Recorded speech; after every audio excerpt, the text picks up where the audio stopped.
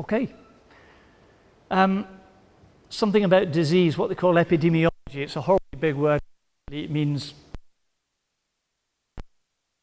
if you look at it, what do you find? Well, we're 0.39% below average in diabetes prevalence, which slightly surprises me because it feels to me like we have more than that, but clearly we don't. We have 3.24% above average patients with high blood pressure and just about bang on average for respiratory disease, which again, you probably expect, bearing in mind that there's no heavy industry here, there's nothing that particularly would cause respiratory disease other than smoking. So that figure there is completely related to smoking-related illness. Okay, next slide. Above average rates of stroke. Okay, that may or may not come as a surprise to you. That's in essence a reflection of our elderly population. I was going to do a slide on how many people in our practice were over the age of 90, and I think currently, Kathy, were you 85? 85 patients in our practice over the age of 90 and still going strong, 2 over the age of 100. Stroke increases as you get older, so that's not surprising, but it doesn't mean that we ought not to be doing something about it. Death from alcohol-related causes, is that a big surprise in Dartmouth? Not sure. And we do have higher than average chronic kidney disease, and again, that's a vascular problem related to age. Okay.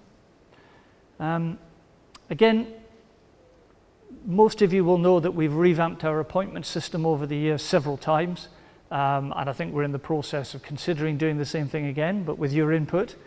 Kathy and I very distinctly remember standing up at the community college 5 or 6 years ago before we set up the system, which means you can book appointments the same day, and there are still people that say they can't get appointments the same day, but the evidence would appear otherwise. We offer 176 appointments every week.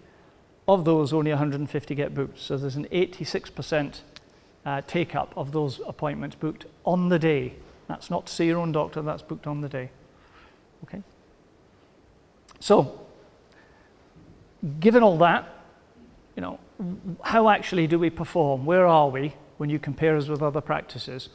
Well, we deal with more patients in ENT and cardiology than any other practice in Devon. We are the lowest referring practice into secondary care in Devon for those two specialties, which you would expect given that we're actually doing the work in-house.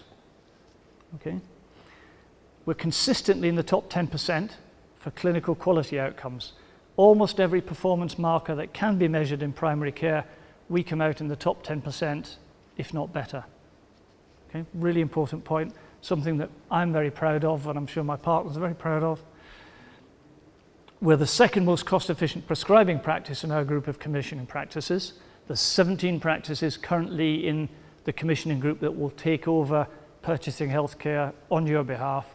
And at the moment, we're the second most cost-efficient practice in that. And our consortium is way above National Health Service average in terms of cost efficiency. So we're really good at that. And we consistently rate higher than national average in surveys taken in-house. Some of you will have done those surveys where you handed a questionnaire and you probably fill them in before you even see the doctor, sat in the waiting room. And those are really expensive to do. Every time we do one of those surveys, it's a nationally accredited survey. It costs us £5,000 every time we do it. And we've done it every year up till last year when we had a break. And we consistently come out way above national average in those surveys. They're taken by patients in-house. Okay.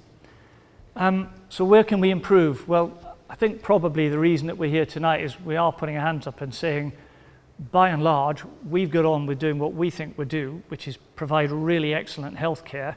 And frankly, we don't often put our heads up and have a look around and say, what do you want to know? What do you need to know? What do you want to get involved with? We have just assumed that we've been doing the right thing. I think we're moving into a stage now with this big society thing where actually you're going to have to do a bit better than that. So, fair enough. Access. You know, one or two of the comments we've had about access, you know, parking, the fact that we haven't got anywhere for sort of, you know, the disabled access to our surgery is really poor. The fact that, you know, GPs have to come down and see you downstairs. There is a real issue about access, and we're well aware of that. We don't do as well in surveys taken outside of the practice. So surveys taken from patients online or independently, where the government write to you and send you something through the post and say, what do you think about your local practice? We don't do so well in. That may be because the people that are happy don't send the surveys back. We're not quite so sure, but we definitely don't do very well on that. And I don't really think we've majored in working with people from social care, from the local authorities, up until now. I think we're about to make a big change in that. We haven't done it. And really, this is part of today's process. We want you to tell us where you think we can improve and try and work with us to help us improve. We do think that's the issue that we really need to grapple with. Okay, that's me finished. I'm going to hand over now to Andrew, who, as I've said, is the Assistant Director at the Postgraduate Deanery. Thanks, Graham. I wanted to be involved in this event, particularly because it provides an opportunity for learning together. And I think you've all come along and you may have different expectations of what you want to try and get out of tonight. And one of your opportunities is at the end with the questions. And what we're trying to do is gather together what we think might give you an overview of what the practice is about. But the purpose really, this is an educational event, is to learn something about each other's perspectives with the intention of improving outcomes, improving what we're providing.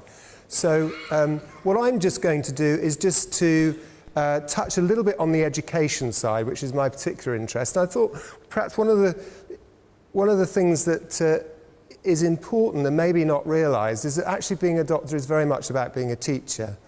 In fact, in Greek, I think doctor could be understood as being synonymous with being a teacher. And so I thought there might be some merit in just looking at how that role as a teacher is translated into action and bring it up to this event today. So you think about the doctor-patient relationship, the doctor going into the consulting room, meeting with their doctor. Often it's not about actually wanting something done to you. It's about gaining some understanding of the symptoms that you've got. And so that's a very good example of when the doctor explains things to you so you have an understanding, you hold on to that understanding, and the next time you develop those symptoms, well, you think, actually, I think I can manage this myself. So that's quite a basic level of looking at it. Other times, it will be the patient that will say to the doctor, you're giving me those antibiotics, don't you know I'm allergic to those? So there is an exchange even at that level.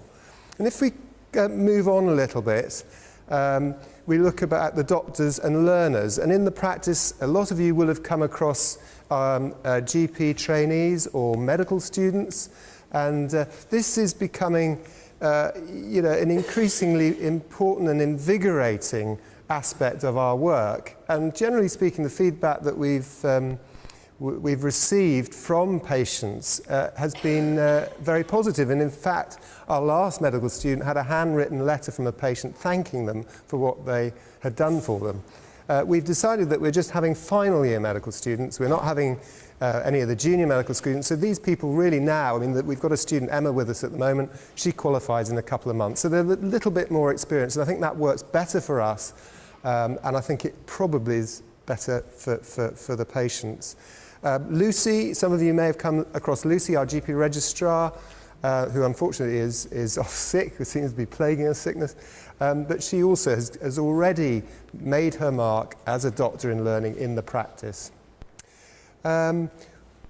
What that does is it raises education in the practice, so that then the relationship between us as doctors has an educational footing.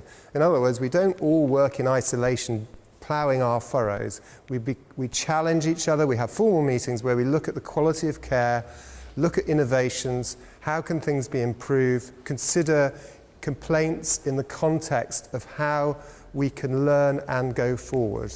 And then finally, coming forward to today, we could look upon this as a very big doctor-patient consultation, where there is an exchange, where we're giving you some information, some facts, but really what we're also doing is we're seeking your perspectives. and what we can learn from those so that we can translate feasible aspects into improving the quality of care. Well, to understand where we are, it's worthwhile going back. And actually, Dartmouth's very fortunate because it has quite a long tradition of being involved in medical education. And some of you may remember Dr. McConaughey, who was a general practitioner here many years ago. Dr. McConaughey was a quite remarkable person. And he was a founder member of the Royal College of General Practitioners, along with Giles Keane. And Irene Scorn, who some of you may know, who's one of our 90-year-olds, I think, who's still in the town, worked with Mac for many years as he took over the editorship of the college journal. This was a journal of general practice, the only one at that time in the world, and he edited that journal for 17 years, which is quite a remarkable feat. And although he was a doctor in Dartmouth, he spent a day out of the practice up in London getting the night train. So although it may seem that now all those doctors are out of the practice, actually if you go back 30, 40 years ago, in this practice, doctors were still taking roles at different levels. And that was because it mattered to them, because they wanted to promote their discipline and also raise the profile and quality of general practice in the community. And nationally, you know, the College of General Practitioners owes Dr. Mack quite a lot, and there is a lecture in his name annually in Devon and Cornwall. Moving forward a little bit, these names may be more familiar, is obviously Giles Keane, Richard Bann and John Fenton, and they're all heavily involved in bringing forward GP training. And certainly John Fenton, I think he's had about something like 13 trainees going through the practice over the years, and many of you would have seen those trainees. And there's no doubt that it's strengthened what we can provide and learn. And then coming forward again, we've got Tony, Graham and Adam, and they look at the world in a different way. And their way that they look upon it is about developing, innovating, taking ideas and translating them into action. Graham, particularly in his leadership role, and leadership is crucial in the NHS these days, really has an impact on how this practice functions. And I think it's important that that is conveyed. Okay, so we've mentioned GP training. We're involved in having registrars. I'm one of the associate deans, so my involvement is really perhaps a little bit broader in Devon and Cornwall, and also my particular responsibility is recruitment into GP training, where I'm involved in how that works in the UK, and also in assessment. So one of my role is actually recruiting the doctors in for GP training and then assessing them on the way out. Both of those throughout Devon and Cornwall and beyond. So that's really interesting. The interesting thing is that you realise what's going on in different parts of the country. You get to meet lots of people, similar problems, but you pick up some good ideas. Medical student teaching I've alluded to, only final year students. We've had 3 this year, and we're going to develop that. So I think over the next academic year, we're probably looking to have 6 students. So it will be commonplace for students to be in the practice. They'll all be final year students. They'll all be with us for 5 to 6 weeks. And their attachment is well organised and well structured, and shouldn't in any way impact on your care in a negative way. Indeed, it should be positive.